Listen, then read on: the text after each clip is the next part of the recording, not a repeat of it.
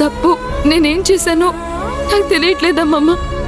తప్పు చేసింది నువ్వు కాదమ్మా, ఆ రాకేష్ గాడు.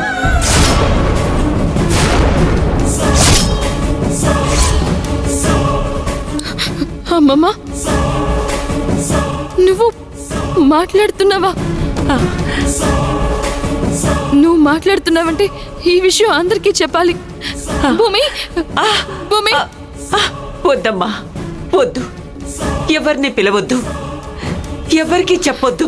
అదేంటమ్మమ్మ, నువ్వు మాట్లాడుతున్నావంటే చాలా మంచి విషయం. అందరూ సంతోషిస్తారు కదా. అందరూ సంతోషించాల్సిన విషయం కాదమ్మా. అంటే నువ్వెప్పుడు మాట్లాడదాం అనుకున్నావు? అయినా అంతగా మాట్లాడాల్సిన విషయం ఏముంటుంది? ఇప్పుడు కాదమ్మా, నీ పెళ్లి రోజు. నీ పెళ్లి రోజున నేను ఇలా మాట్లాడుండుంటే నీ జీవితం ఇలా అయ్యేది కాదమ్మా. అమ్మమ్మ, ఏంటి నువ్వేం మాట్లాడుతున్నావు? నీకెలా చెప్పాలి తల్లి? జరగకూడంది జరిగిందని చెప్పినా ఏంటమ్మా ఉపయోగం? కానీ చెప్తానమ్మా, చెప్పే తీరుతాను. విషయం తెలిస్తే కనీసం జాగ్రత్తగానైనా ఉంటావు తల్లి. నీ జీవితాన్ని కాపాడుకుంటావు. అమ్మమ్మ, నీ మాటలు వింటుంటే నాకు భయంగా ఉంది. ప్లీజ్ అదేంటో త్వరగా చెప్పమ్మమ్మా. ఆ రాకేష్ గాడు నిన్ను మోసం చేసి పెళ్లి చేసుకున్నాడే.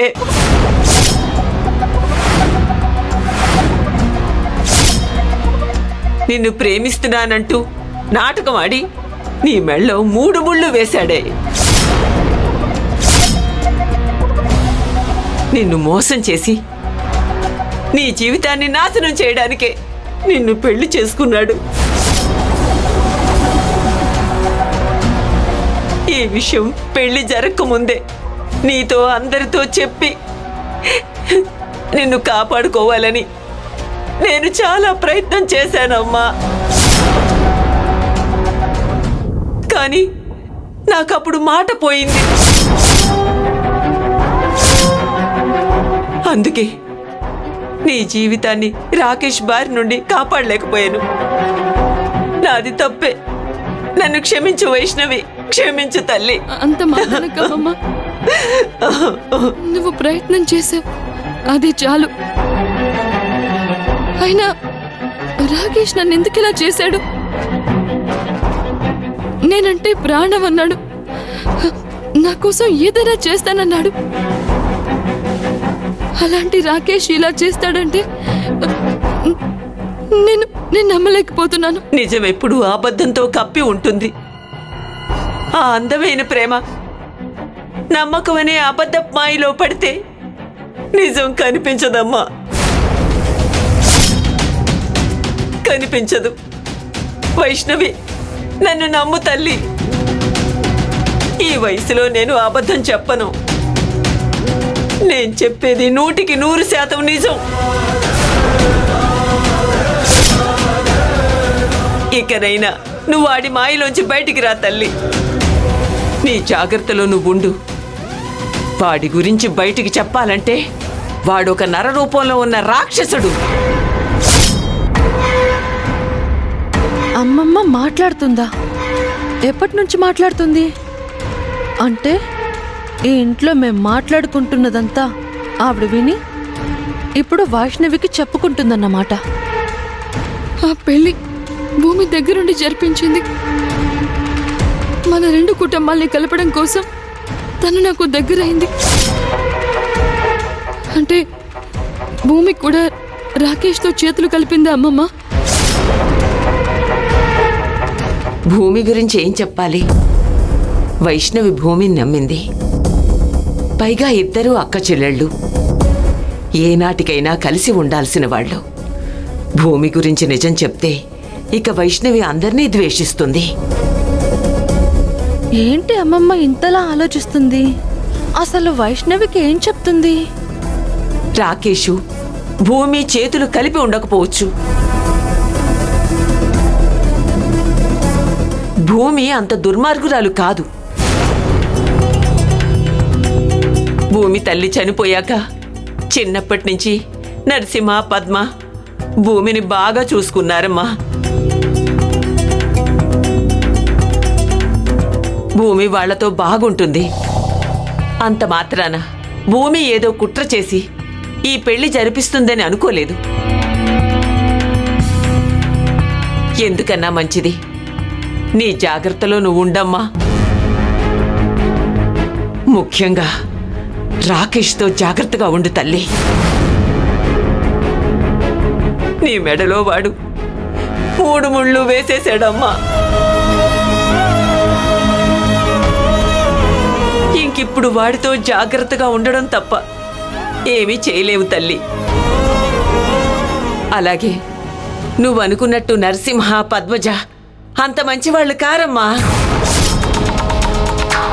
అమ్మా వైష్ణవి, నేను చెప్పాలనుకున్నదంతా చెప్పానమ్మా. నిన్ను కాపాడుకోలేకపోయానన్న బాధ మాత్రం నాలో ఉందమ్మా.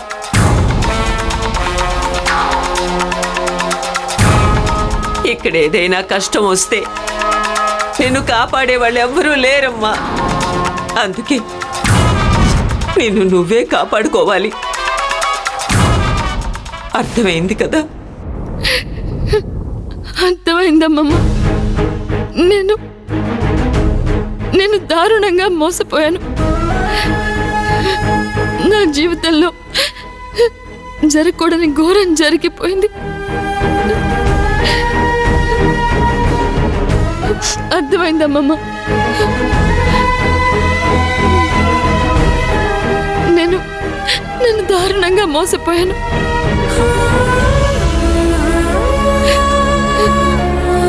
నా జీవితంలో జరగకూడని ఘోరం జరిగిపోయింది.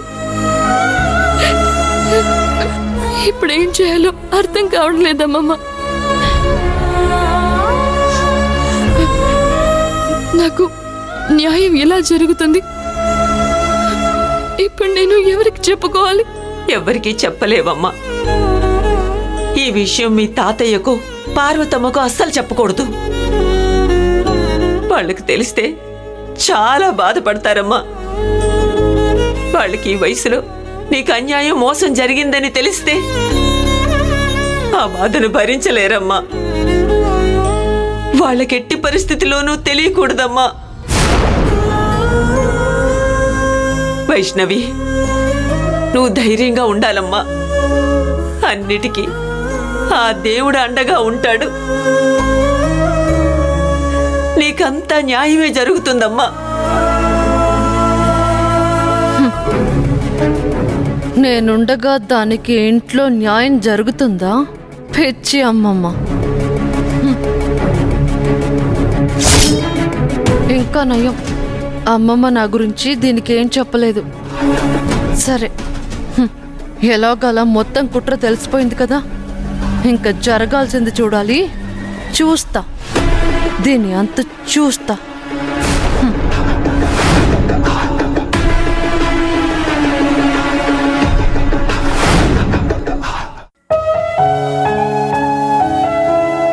ముందుగా అమ్మమ్మ రాకేష్ గురించి చెప్పినప్పుడు నమ్మలేకపోయాను. కానీ జరిగిందంతా చూస్తుంటే నిజం అనిపిస్తోంది. దేవుడా, ఎందుకు ఇలా చేశావు? ఎందుకు నా లైఫ్ ని ఇలా నాశనం చేశావు? నేనేం పాపం చేశానని రాకేష్ ని నా జీవితంలోకి పంపించావు? ఎవరికి అన్యాయం చేయని నాకే ఎందుకు ఇలా అన్యాయం జరిగింది?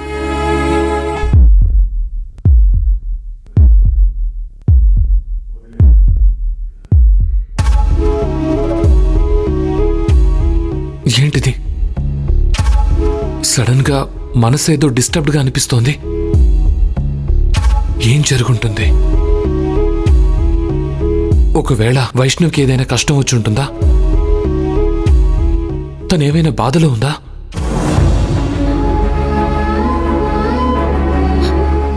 నేను ఇలా మోసపోయానని తాతయ్యకి నాన్నమ్మకి తెలిస్తే వాళ్ళు ఏమైపోతారు? వాళ్ళ గుండె ఆగిపోతుంది. వాళ్ళు బ్రతకరు. ఇప్పుడు నా బ్రతికేంటి?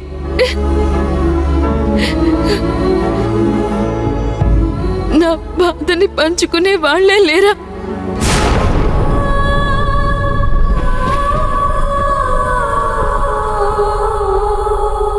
నా మనసు ఇంతగా డిస్టర్బ్ అయిందంటే అక్కడ వైష్ణవి ఏదో ప్రాబ్లంలో ఉంది.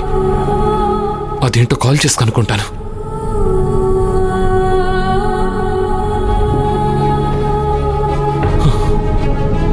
వైష్ణవికి కాల్ చేస్తే తను ఎలా రియాక్ట్ అవుతుందో,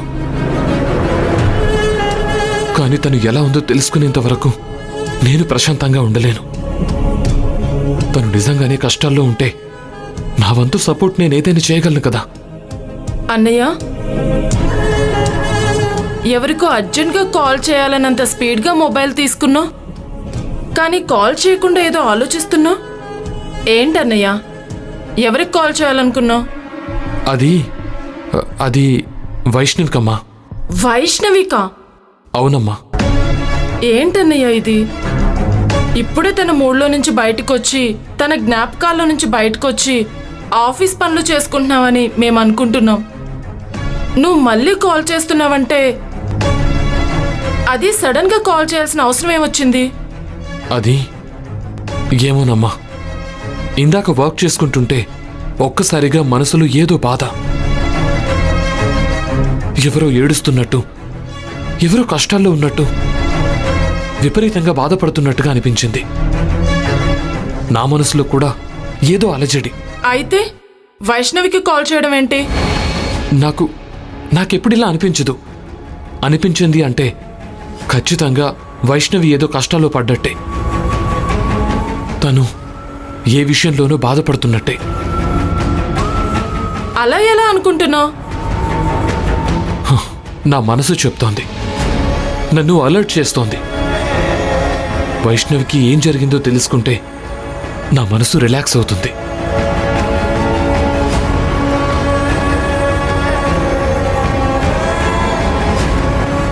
సారీ అన్నయ్య, మొబైల్ లాక్కున్నానని ఫీల్ అవ్వకు. నువ్వు వైష్ణవికి కాల్ చేయడం అంత మంచిది కాదన్నయ్య. అదేంటమ్మా అలా అంటాం? అక్కడ వైష్ణవి ఎలా ఉందో అని నేను ఆలోచిస్తున్నాను. కానీ వైష్ణవి నీ కోసం ఏ రోజు ఆలోచించలేదు, ఆలోచించదు కూడా. ఎందుకంటే ఇప్పుడు వైష్ణవి ఒకరికి భార్య. తన భర్త గురించి ఆలోచిస్తుంది, కానీ నీ గురించి ఆలోచించదు. అసలు ఆలోచించాల్సిన అవసరం తనకు లేదు. ఇప్పుడు వైష్ణవికి తన కుటుంబమే ముఖ్యం.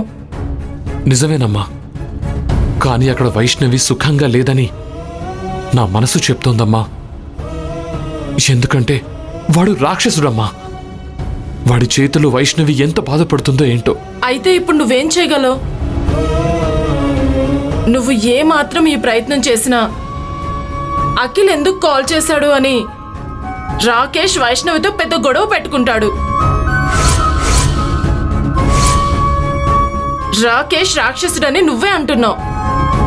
అలాంటి వాడి భార్యకు నువ్వు కాల్ చేస్తే అక్కడ ఎంత పెద్ద గొడవ జరుగుతుందో నువ్వే ఆలోచించు ఒకసారి.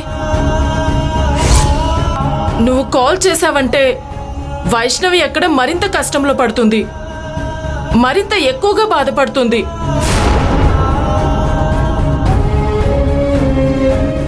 దానికి కారణం నువ్వే అవుతావు.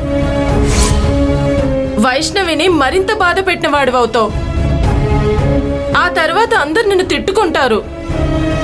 ఇదంతా అవసరమా చెప్పు?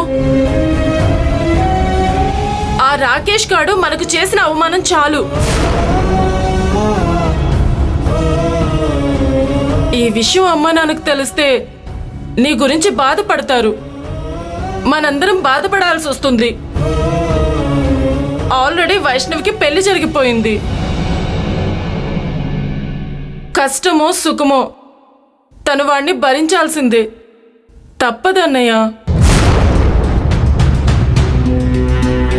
ఇక నువ్వు వైష్ణవిని మర్చిపో అన్నయ్య.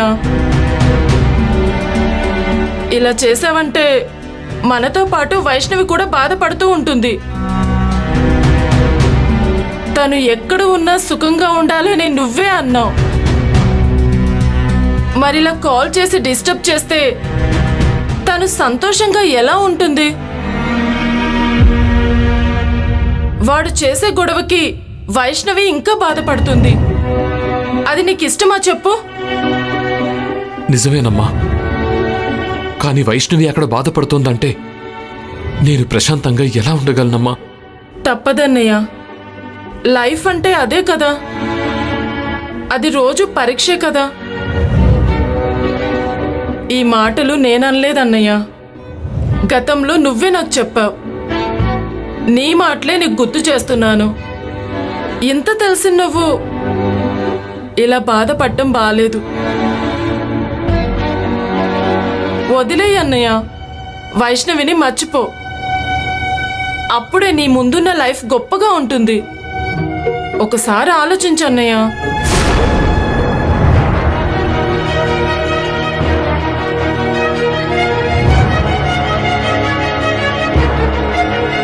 మర్చిపోవడానికి ఇది మామూలు స్నేహం కాదమ్మా, ప్రేమ. వైష్ణవి ఎక్కడో లేదు, నా గుండెల్లో ఉంది. ఇక ఎలా మర్చిపోగలను?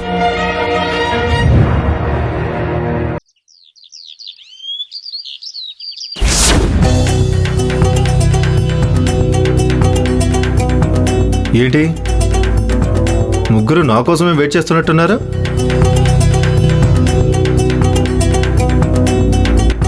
మిమ్మల్ని చూస్తుంటే నాకేదో క్లాస్ పీకడానికి వెయిట్ చేస్తున్నట్టు అనిపిస్తుంది.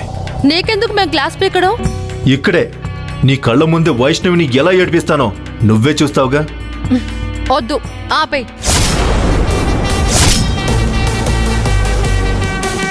ఏంటి భూమి అలా అంటావు? వైష్ణవిని బాధ పెట్టాలనే కదా నువ్వు ఇన్నాళ్లుగా ఎదురు చూసావు. అవును కదమ్మా, దానికోసమే కదా అంత కష్టపడి వైష్ణవ్ని రాకేష్కి దగ్గర చేశావు. వాడి చేత తాళి కట్టించి మరీ ఇంటికి తీసుకొచ్చావు. ఏంటో భూమి, నువ్వు అసలేం అర్థం కావు. రోజుకో మాట మాట్లాడతావు. అసలేంటి నీ ఉద్దేశం? అసలు మీరు ఎందుకు తొందరపడుతున్నారు? చెప్తాను, అసలు విషయం మొత్తం చెప్తాను. వైష్ణవికి అంతా తెలిసిపోయింది.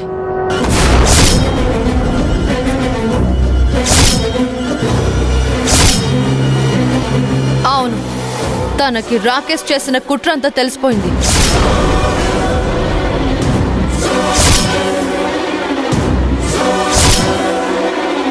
ఎలా ఎలా తెలుస్తుంది? మనం ఎవరని చెప్పలేదు కదా. అవును భూమి, వైష్ణవ్కి తెలిసే అవకాశమే లేదు కదా. అమ్మమ్మ చెప్పింది.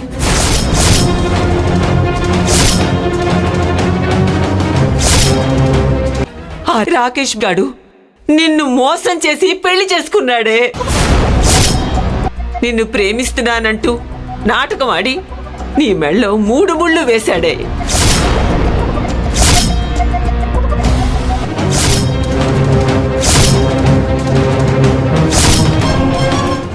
ఇప్పుడు మాట్లాడుతుంది.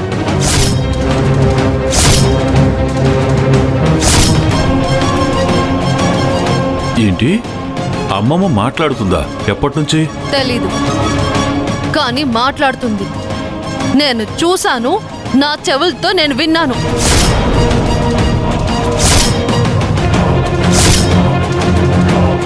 వైష్ణవికి తను మాటలతో మొత్తం చెప్పేసింది. అలా వైష్ణవిని రాకేష్ మోసం చేసి పెళ్లి చేసుకున్నాడని అంతా క్లియర్గా చెప్పేసింది. మరి ఇప్పుడు ఎలాగమ్మా? ఏం చేద్దాం? కంగారు పడాల్సిందేమీ లేదు. ఎప్పటికైనా వైష్ణవికి తెలియాల్సిందే కదా. రాకేష్ చేష్టల ద్వారా అయినా వైష్ణవికి తెలుస్తుంది కదా. కాకపోతే కాస్త ఎర్లీగా తెలిసింది. ఒక రకంగా ఇది మన మంచికే అనుకుందాం. అంటే ఇప్పుడు వైష్ణవికి నీ గురించి తెలిసినట్టే కదా. నిన్ను బాగా నమ్మిన వైష్ణవికి ఇప్పుడు నువ్వు కూడా తనను మోసం చేసావని తెలిసిపోయినట్టే కదా. లేదు, ఏమైందో ఏమో గాని నా గురించి మాత్రం అమ్మమ్మ చెడుగా ఏం చెప్పలేదు. ఎందుకు చెప్పలేదంటావు? కారణం ఏమై ఉంటుంది? అదంతా మనకు అనవసరం. సో ఇప్పుడు వైష్ణవి దృష్టిలో నేను చాలా మంచిదాన్ని, మీరిద్దరూ చెడ్డవాళ్ళు. ఈ రాకేష్ గాడు రాక్షసుడు.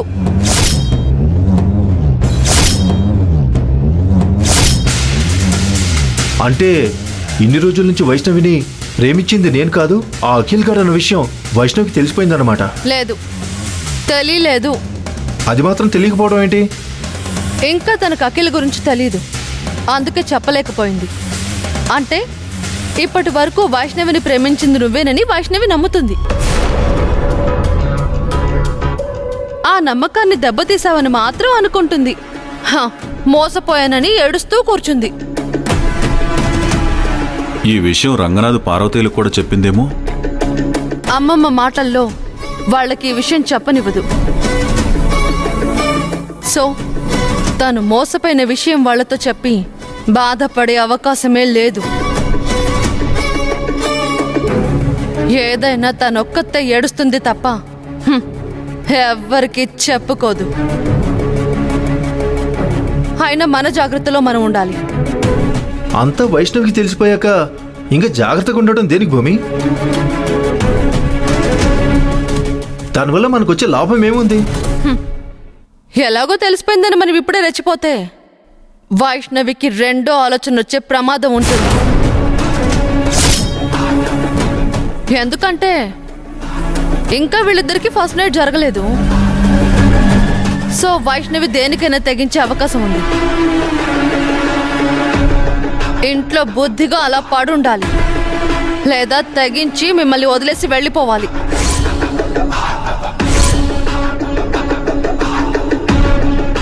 తను తెగించిందంటే మీ ముగ్గురు మీద పోలీస్ కంప్లైంట్ ఇస్తుంది.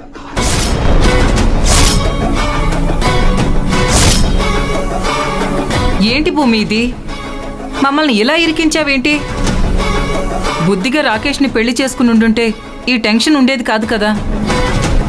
అవునమ్మా, ఇప్పుడు చూడు, నువ్వు మాత్రం సేఫ్గా ఉన్నావు.